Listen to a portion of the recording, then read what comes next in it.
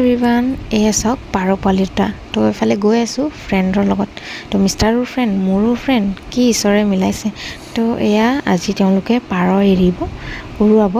লগতে যোনে যি জন্তু এৰিব পাৰে সেনেকুৱা ধৰণৰ নিয়ম আৰু অকণমান সৰুকৈ মেলা লাগিছে তালৈকে আহিলোঁ আৰু অকণমান চালোঁ পূজা ভাগলৈ কিন্তু নতুন এক্সপিৰিয়েঞ্চ ইফালে